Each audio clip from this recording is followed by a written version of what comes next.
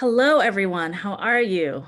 Thank you for watching this reading of Wine in the Wilderness by Alice Childress, directed by Jasmine B. Gunter. And I'm going to let everyone who's on your screen right now introduce themselves. Firstly, my name is Tasia A. Jones. My pronouns are she, her, and I am faculty at Northwestern. I'm also a director and facilitator, and I'm going to be facilitating this conversation today. So why don't we go around and have everyone introduce themselves? Jasmine, why don't you go first? Hi, I'm Jasmine B. Gunter, the director of Wine in the Wilderness by Alice Childress, and she, her, hers, and I am a first year MFA directing student here at Northwestern. Jazzlyn, why don't you go ahead? Sure. Hey, everybody. My name is Jazzlyn K. Luckett, she, her, hers pronouns. I am a first year MFA actor and I play Tommy in Alice Childress's Wine in the Wilderness. And Maya? Hi, I'm Maya Schnake. I play Cynthia.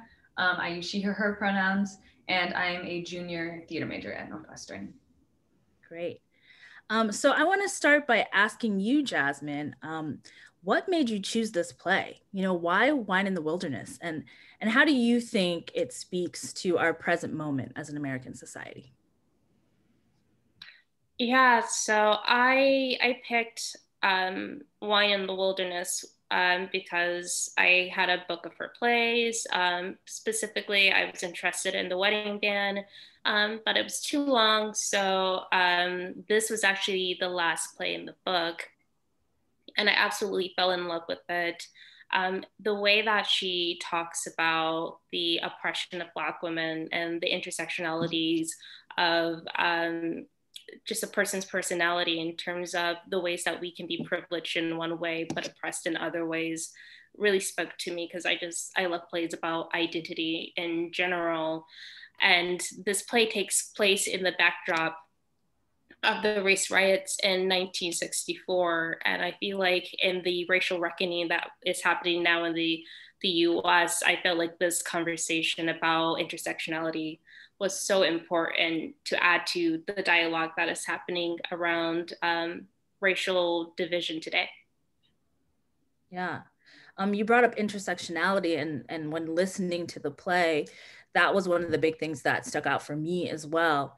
And this is an open question for all of you. I'm wondering, you know, what do you think the dynamic between these characters says about that intersection of class and race within the Black community? And what does it say about gender roles and the tension between men and women in the Black community?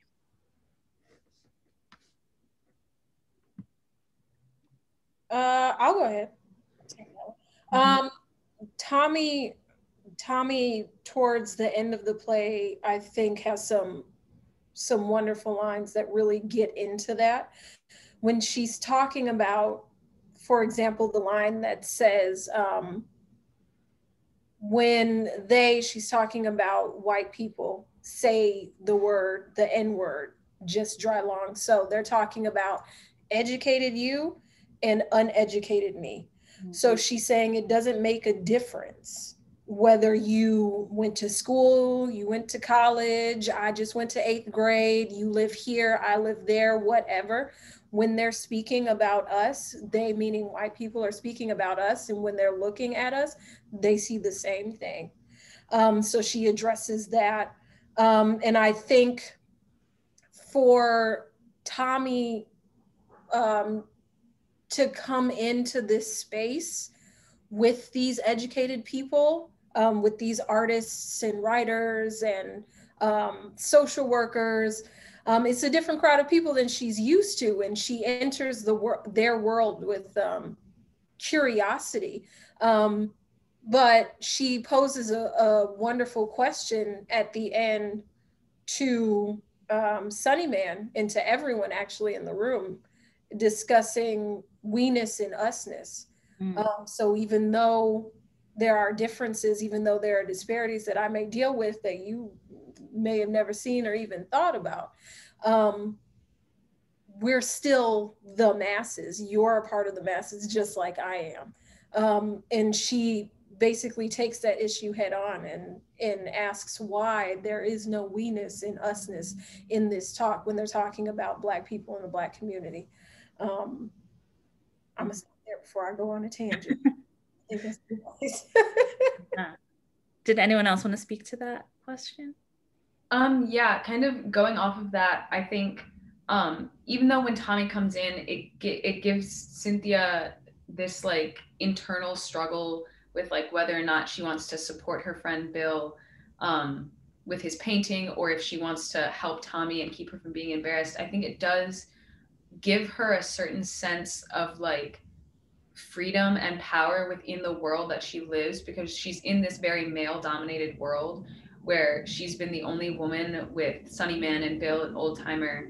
And even though she has that internal struggle going on, it kind of, Tommy being around kind of allows her to have this, I feel like, feminine side that we don't necessarily see, because when she's around the rest of the men, she's kind of had to put on this different persona and kind of align herself with the men and the things that they think, so that she can fit in and so that she can get a word in every now and then and like be supported by the people around her. And so Tommy is like this very new situation to her, which just gives her a lot more freedom, I think, than what she had before. Yeah, I love that scene between Tommy and Cynthia, and I like wanted it to be longer. I wish we had more of just the two of them talking, because it was so interesting to me to feel that tension, right? To feel that inner conflict within Cynthia, who has brought Tommy into this space and now is trying to negotiate and navigate, you know, like, how much do I tell her? How do I help her, right? How do I be a sister in this moment? But also, like, I brought her into this situation. What was it like for the two of you navigating that scene together? And for you, Jasmine, you know, what was the process of working on that scene in particular? I have to say, this is actually also my favorite scene. I just love the dialogue between two Black women and these two different worldviews coming together and like learning from each other's perspectives. I remember when Jazzlyn was in callbacks, I had said something of like, Blackness is not a monolith. It's a spectrum that has no ends. And I feel like you really see this in this scene where Cynthia has this completely different perspective on her like identity and Blackness compared to Tommy's, and them having a real frank conversation about that. And we had multiple conversations, or with Maya, where I said, I think that everything that Cynthia says, even if sometimes it's contradictory, she believes wholeheartedly. Like, she believes in the empowerment of Black men, but she also believes not at the expense of the Black woman. And I was like, both of those things can exist at the same time. And it's kind of like she's on this wire fence trying to do this balancing act, which I think Maya did it beautifully tonight. Mm-hmm. Yeah, Maya, do you want to speak to that? What does it feel like to do the balancing act? Yeah, it's like, it's very much like when I first read the play, I think I didn't notice it as much as when we were like doing a read through all together. And it really is just like this internal conflict that I think like kind of plagues Cynthia throughout the whole thing and underlies everything that she says, because there are these moments where she gets, I think, more invested in Tommy than and then she'll go back and realize that maybe she needs to take a step back. Like there's a line in their scene together where she tells Tommy to stop sorting the room and to like bring a little more sensuality and stop cleaning. And she's kind of trying to help her get what she wants, which is Bill. And then she kind of has to take a step back and realize that like enabling her will also probably end up hurting her. which is just like very difficult for her to grasp. And I think it's been really interesting playing this role and kind of trying to grapple with that myself, and thinking about like what I would do in that situation and how I would be like towing that line between helping and hurting. Something that was interesting, for me working in this scene with Cynthia is, we talked about this in rehearsal. I love how Tommy is not afraid to say she doesn't know something. And how she understands that Cynthia has more book learning than she does. And if that is going to help her to get with Bill, to catch a man, to get a husband, then she's willing to sit down and listen to everything about the matriarchy, about what she should do, what she shouldn't do, how much she should give, how much she shouldn't, all of those things. And I think there's also a genuine curiosity that Tommy has about womanhood through Cynthia's eyes, because for Tommy, she was raised by her mother, which woman. So, and even though her father was there for a time, he left, and then they didn't hear from him anymore until he died. And she said that her mother went to claim his body. So even in terms of seeing the dynamic between a Black man and a Black woman, Tommy didn't really get to watch that. It was her and her mom, but what she does know is that, like she says in the play, a woman needs a man to claim. And then she kind of goes back even before she says that and calls up that we-ness and us-ness when she's saying a Black man sees a hard way to go, but it takes two together, and that's how you progress, and that's how you get better. So this is how Tommy is seeing it. So up until now, she's like, well, I haven't had a partner here with me to help open doors for me, or get this for me, or do that for me, so I had to do it myself. And there's nothing wrong with that to Tommy, but listening to Cynthia, she's, she gets exposed to a little bit more, how do I want to say this? A little bit more defined roles between the man and the woman, and what that looks like. So yeah, that was very interesting to play with, that curiosity, and kind of being a pupil to someone who's actually younger than you, because Tommy is old, so there's that sort of there's that factor in there, and being willing to learn and listen. They talk about hair and what men like with hair, and why Tommy is wearing a wig, and what it means to be natural, and what that looks like. And I think at some points, Tommy and Cynthia really do connect. They are on sister level, in their conversation. And then that all kind of gets cut off because of, the things that Cynthia is negotiating within herself. So, yeah. And Maya is just great to work with. So always that. I think it's so I'm trying to think of a better word than interesting, because that's not the word I want to use, right? But it's so intriguing to me to hear a play written in the 60s, right? And how closely it resembles our 2020 world in so many ways, right? And I'm thinking not just about, the fact that we're also living in a moment of civil unrest and racial reckoning, as Jasmine said, but also these dynamics between Black men and women have existed for so long, right? And that some of these things that we see in the play persist, right? In terms of what those roles are within relationships and within the community as a whole, I think. And so I'm just wondering how all of you, it was difficult for me sometimes to listen to Bill say some of the things he was saying, right? And I'm wondering how all of you as Black women in the world today, right, navigated just the journey of like what this play means to you today in this moment, and how those things still continue to show up in our world.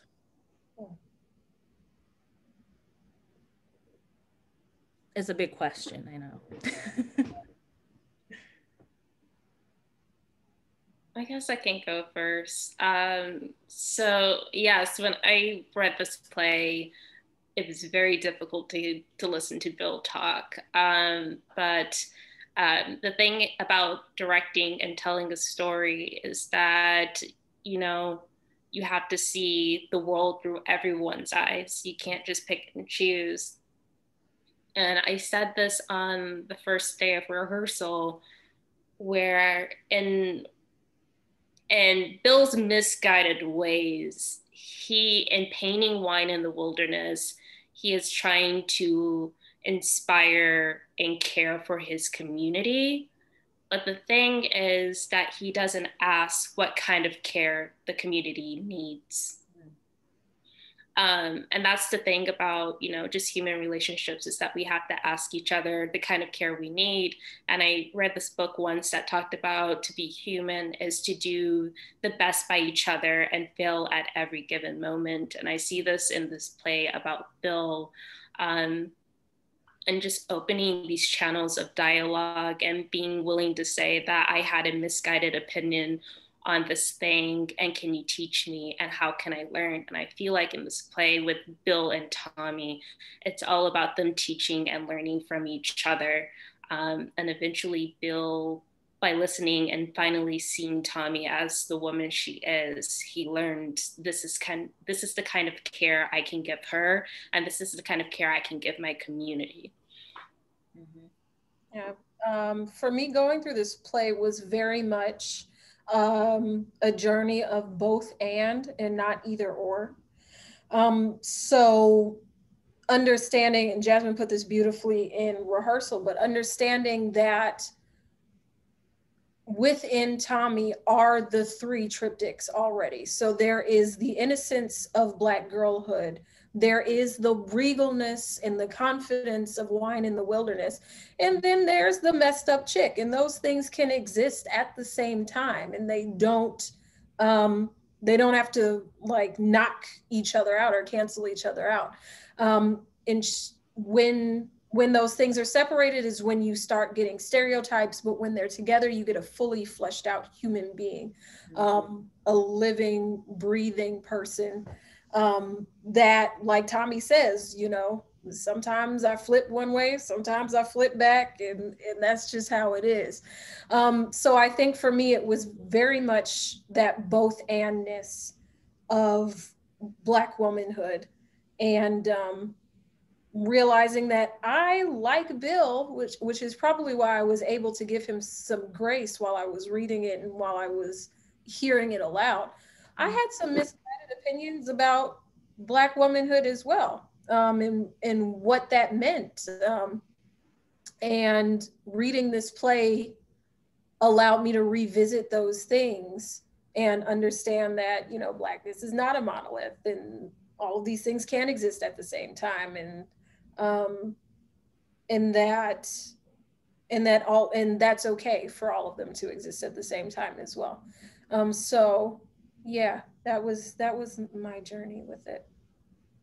Yeah, I think like the andness that Jazz was talking about, like I think that also goes hand in hand with like how Tommy and Bill learn a lot from each other. I think it's also a lot about women learning from each other. And I think on the surface, it kind of seems like maybe Tommy is learning more from Cynthia, but I think Cynthia also has a lot to learn from Tommy as well.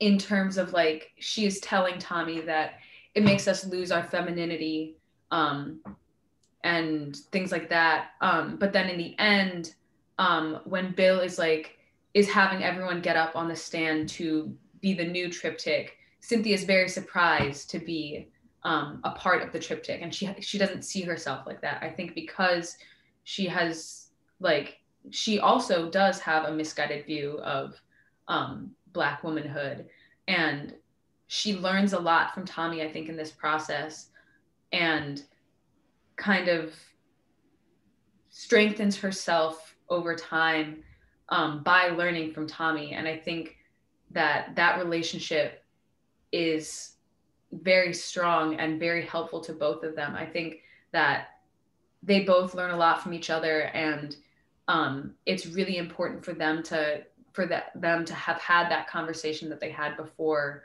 and kind of learn things about each other that they didn't know, because it does give Cynthia this like new view on life. And even though she's had the schooling and she's been to college, she doesn't have the same experiences. And I think that that is something that she really internalizes and can think about, and kind of deals with for the rest of the play. I think it's Bill is an artist as well, right? And that is a big part of the play in terms of how he's viewing the world and how he is navigating the world as not only a Black man, but a Black male artist. And, you know, we're in a moment of civil unrest, right? Where there was riots outside in the beginning of the play. And yet his work is not focused on that specifically, right? So my question to all of you as artists yourselves is, do you think artists have a responsibility to reflect the world in the current moment around them and address, you know, socio-political issues as they're happening? And I think this is a question that a lot of artists are dealing with right now and facing, is how do we capture this moment? Do we need to capture this moment in the moment it's happening? Yeah, that's a huge question. I think that was, I always forget this quote, and every time I forget it, I remember it, and then I'm like, how did you forget? I think what you were saying is Nina Simone, when she's saying my responsibility as an artist is to reflect the times. So, and I've been thinking about this and writing about it and trying to figure it out for myself now, especially. And I think, yes, it is. But I also think that that reflection, depending on who the artist is, manifests in different ways. And I think in some way, through Bill's triptych, especially the one that he ends up going into at the end of the play, I think that does reflect the times. How does it do that? I think it does that by coming from a different angle of things, by joy and acknowledgement, compassion and empathy being the source from where he's creating from, which is kind of the antithesis of what's going on outside. It's almost like the negative in a picture. Yeah, and he says that he had been working from his head and not his heart, right? Yeah, exactly. About that, about leading from that place that might allow an artist to speak to whatever is most present for them, right? And what needs to emerge. I like to think of the play as there are two riots that happen in this play. There's the riot that happens outside, and then there's the riot that is happening in this apartment. And in a way, the final triptych that he paints at the end is a reflection of the riot that is happening inside his home, and yet has conversation with the riot that happens outside. Yeah, the revolution, right? That's the word he uses at the end, right? Revolution. I think also there's a certain sense of like who is responsible to represent what's going on. And I think there is a certain responsibility for Black artists to represent what's going on. But I think, which is something that I've talked about a lot just currently with like people around me, with the ongoing Black Lives Matter movement, and the responsibility of teaching others, I think, shouldn't always be placed on Black people, to teach other people of their history and the things that are going on around them. And I think what Jazz said about how representation manifests in art, I think is really important, and it can be very different for different people. And I agree. I think Bill's representation with the triptych might not be a direct representation of like what's going on outside, but like we kind of talked about before, he is trying to help his community, and maybe he doesn't do so in the correct way at first, but that's just another thing that he's grappling with as to like how to help his community and how to represent what's going on around him, which I think is super important. Yeah, and I also, I heard this like one quote in college from my gender studies professor where she talked about the personal is political.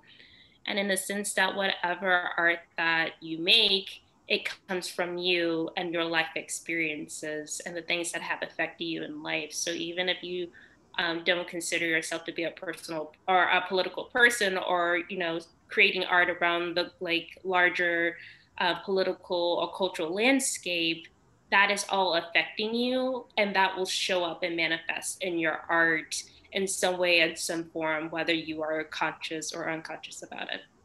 Mm-hmm. Yeah, that makes me think of this idea of like a personal revolution can contribute, right, to a larger revolution, right? And it seems like Bill, all of the characters really kind of have their own personal revolution by the end of the play. Well, it was a really great reading, and you all did such amazing work. Thank you for having this conversation with me and for letting our viewers hear a little bit more about your work and your process. Yeah, people should watch this. This is a play that I think a lot of people don't know about and haven't heard of. And so super excited for people to engage with this text. Thank you. Thank you, Tasia. Thank you so much.